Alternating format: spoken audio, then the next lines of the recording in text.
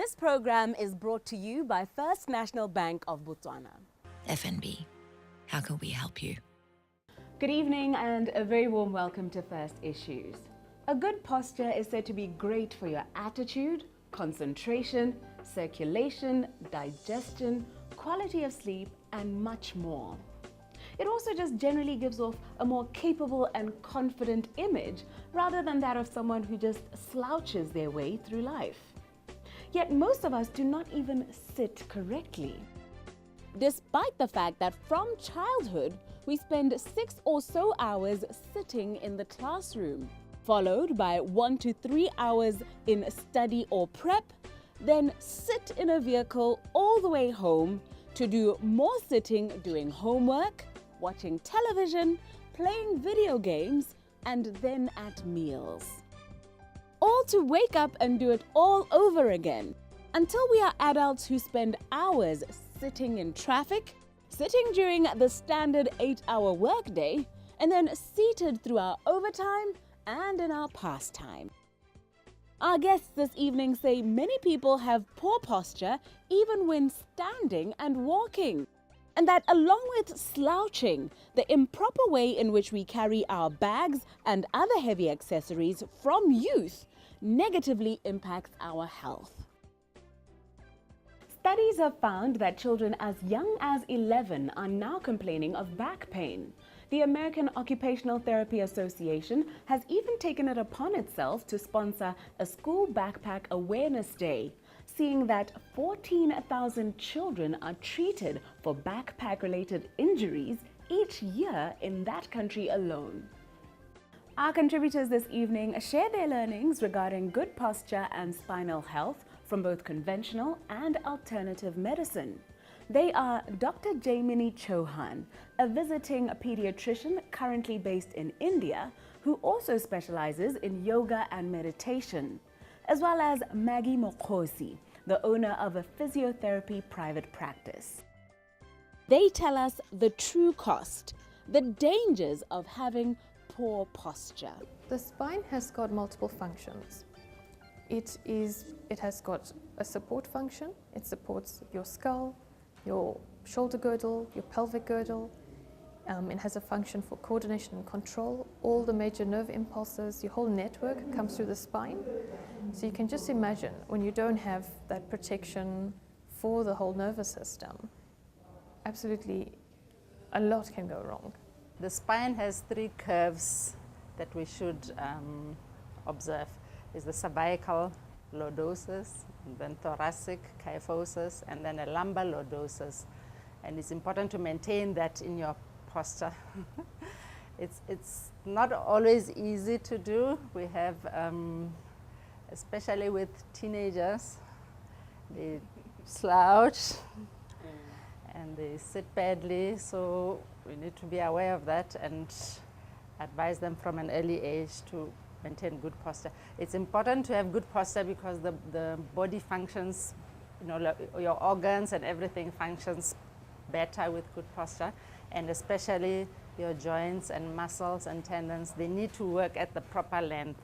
So if you're slouching, then you're going to strain things and throw that off, and then that's going to cause pain and cause problems. Posture is it's important, and it starts from early childhood. As you develop, you have to maintain a good posture, and it's to the spine, the way it is, we are meant to sit properly, and if you don't sit properly, then you develop problems, and it's important to get it right early on in life. Otherwise, it follows you through into adulthood, and it can create a lot of problems. Posture has a big role to play.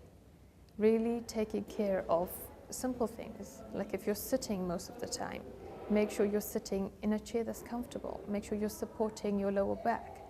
Make sure your feet are flat on the ground. Just taking care of small little things. When you're walking, make sure your heel strikes first. Make sure your chin is parallel to the floor. Make sure your tummy is tucked in. The 2 parts of the spine, like the neck and the lower back, which aren't very well supported. And so strengthening the muscles which surround this part will help to support your spine. So strengthening the core muscles will give support to your lower back. Simple things like that can help. You touched a bit on the things that can happen as a result of having poor posture. But what is the worst case scenario, would you say? Right now, we find that a lot of people suffer from various back issues, whether it's neck pain or sciatica. And we put together this program whereby you learn certain yoga postures, graded strengthening exercises. You learn about the correct sitting posture, the correct standing posture, the correct sleeping posture, the correct walking posture. And all these things will ultimately affect the alignment of your spine, the symmetry, what determines your spinal health in the long run. So a lot of people, because of poor posture, end up having back problems, neck problems. It compromises the way they breathe or their digestion. Various other factors come into play. So I just thought it would be nice to share whatever knowledge I have acquired by teaching people simple exercises, correcting postures. I'm a physiotherapist, so we see a lot of pain normally, and debilitating pain will affect you. No one wants to be in pain. So if you have pain, then you don't function properly, you can't go to work, you can't go to school, you take time off work. There are other serious conditions that can cause pain in the back, but posture is one of the main things that we look at as the simple form of things. So we start with posture, assess the posture, and take it from there. And it's good to get kids from a young age to teach them good habits, and hopefully they'll carry it through life and maintain that good posture so that you prevent pain and disability further on.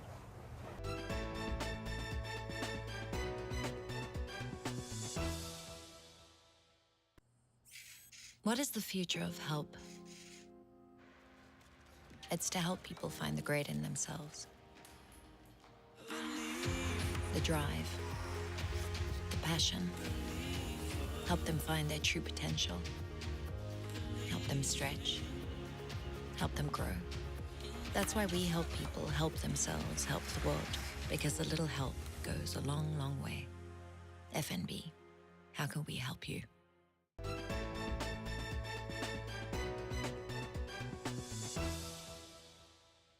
Welcome back to First Issues as we continue to discuss the importance of good posture and good spinal health. As a pediatrician, what bad practices do you see or activities practiced by the young and by the youth that are very detrimental to their spinal health? We see children like going to school, carrying satchels or bags, and they tend to use just one side or one strap of that bag, and that tends to put a load on that part of the body. So it does affect their spine, it does affect their posture. They'll have heavy bags with lunch boxes and water bottles and books and all sorts of things. So it's a good idea to teach them how to balance the load, maintain the symmetry, walk in the correct manner, do certain things, because they spend a lot of time at the desk, reading, making sure that if they're using computers, it's at the screen level. So just small little alterations in the way they do certain things can help them take care of their spine in the long run. Women also carry bags, a lot of bags that are improper bags. They are too heavy, the straps are too thin, they cause pain, and we see problems with that. Screens are a problem, and it starts with cell phones and laptops and all of these devices. Children sit badly, they sit for too long. It makes them to bend their heads forward for prolonged periods. All of that adds up to, they even start having pain from younger ages, like parents complain, kids have pain, teachers notice kids have pain.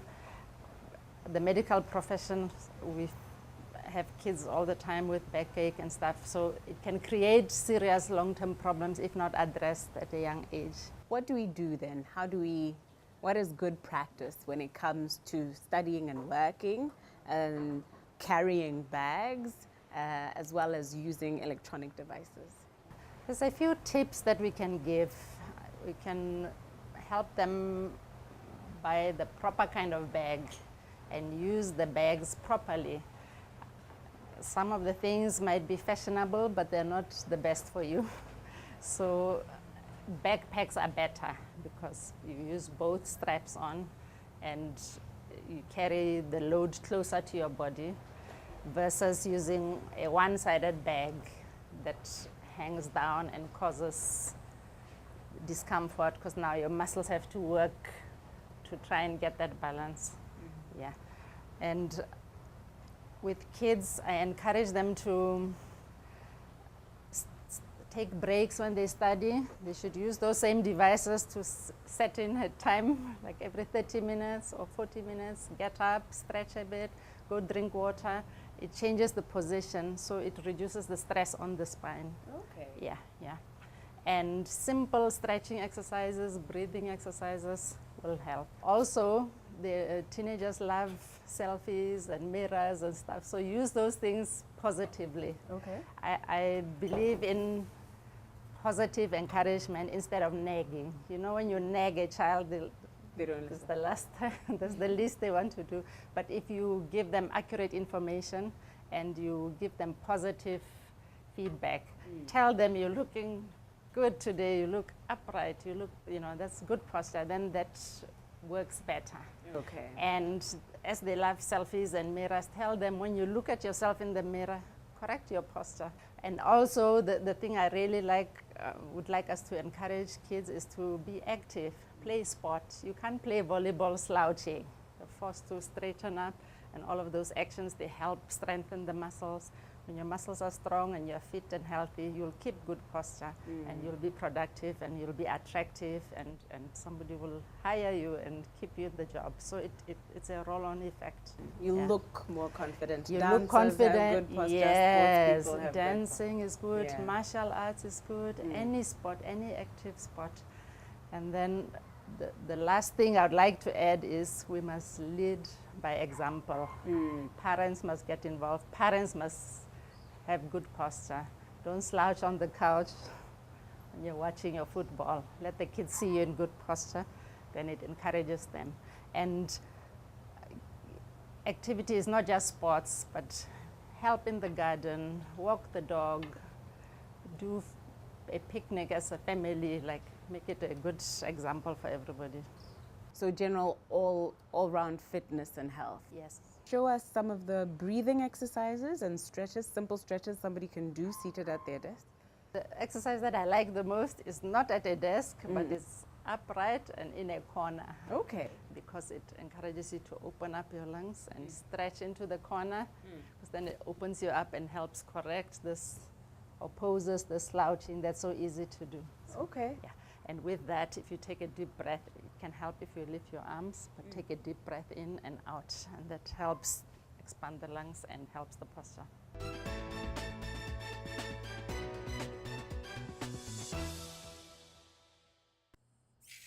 What is the future of help? It's to help people find the great in themselves. The drive, the passion. Help them find their true potential. Help them stretch. Help them grow. That's why we help people help themselves, help the world, because a little help goes a long, long way. FNB, how can we help you?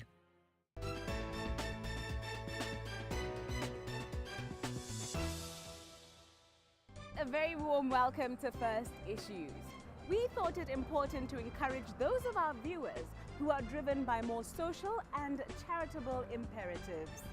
Those who live to make their communities better in the areas of health, the environment, animal conservation, the arts, legal protection, and more.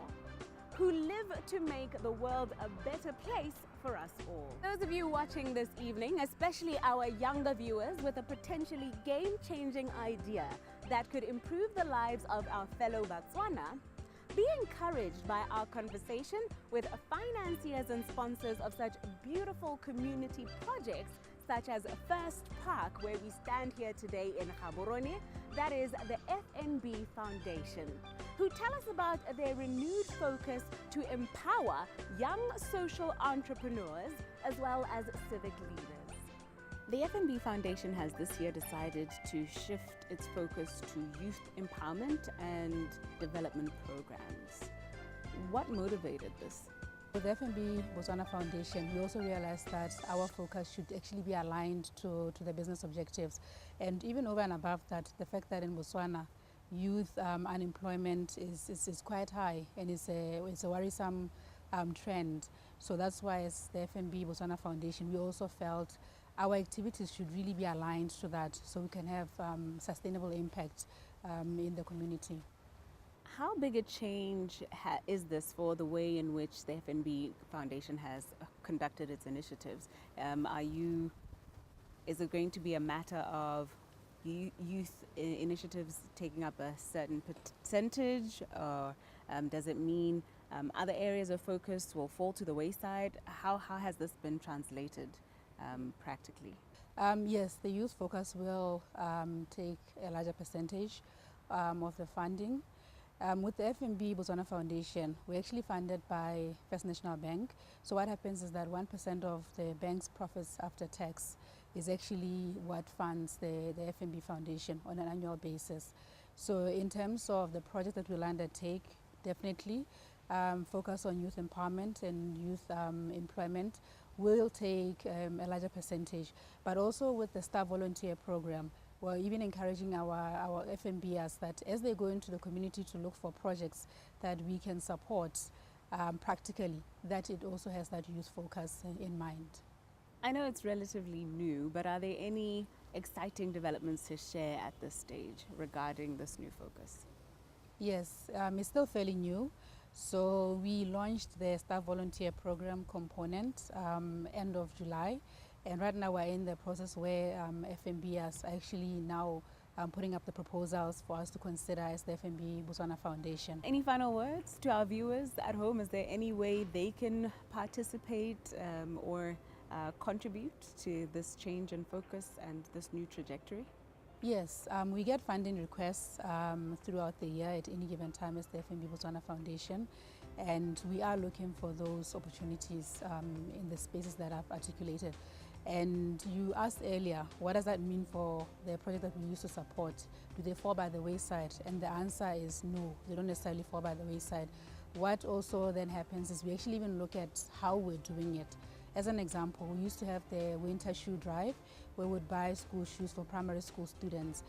We announced that instead of doing the school drive, we're actually buying solar-powered backpacks that will still go to the primary school students as a way for them to actually be able to get lighting at night so they can further their studies in a comfortable way.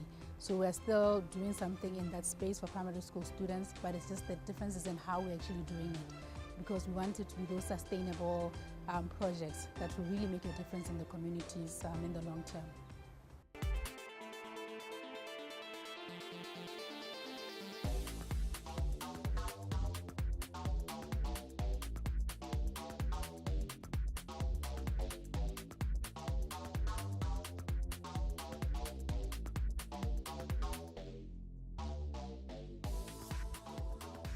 Welcome back to our Own Your Day, Own Your Life series with Professor Kiran Bhagat.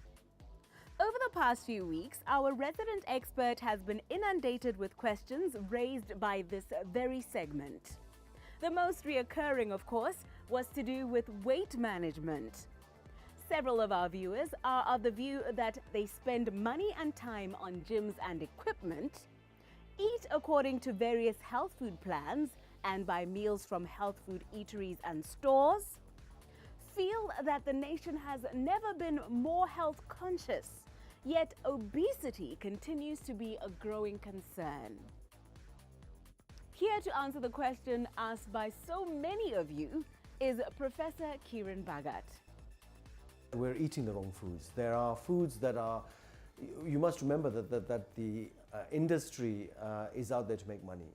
So by whatever means, they will try to convince the public and the consumer that their food is healthy. So you will see low-fat brands, you will see brands that have advertised as high fiber or extra vitamins added, or grilled food. And these are all mechanisms to entice the public to eat their foods. And we've talked about this before, and one of the principal reasons is that a lot of the food that you get in a supermarket is processed.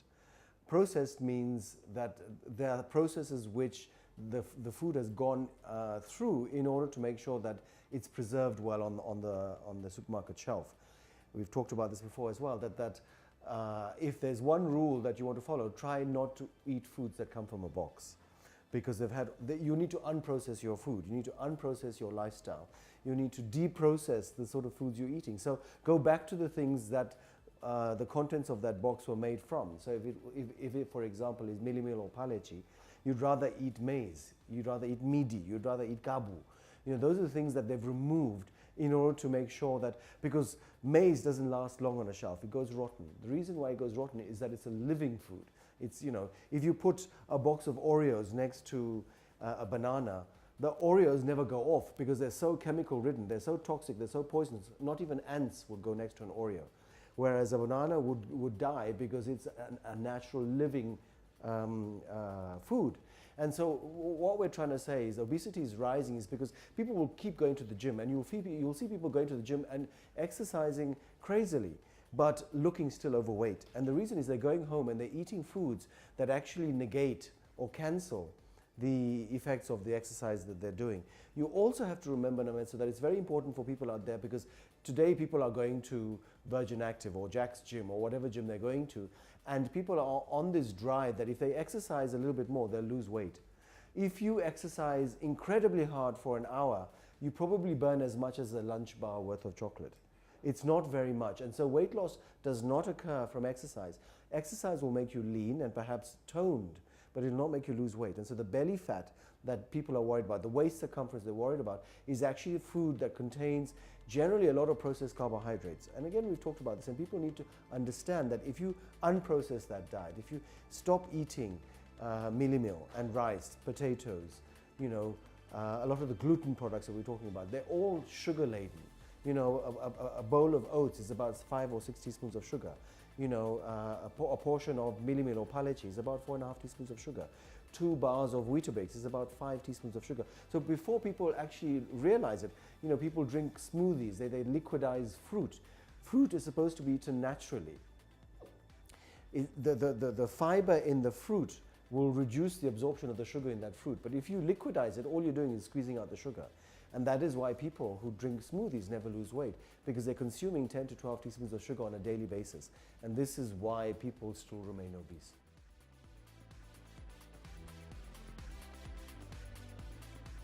This program was brought to you by First National Bank of Botswana. FNB, how can we help you?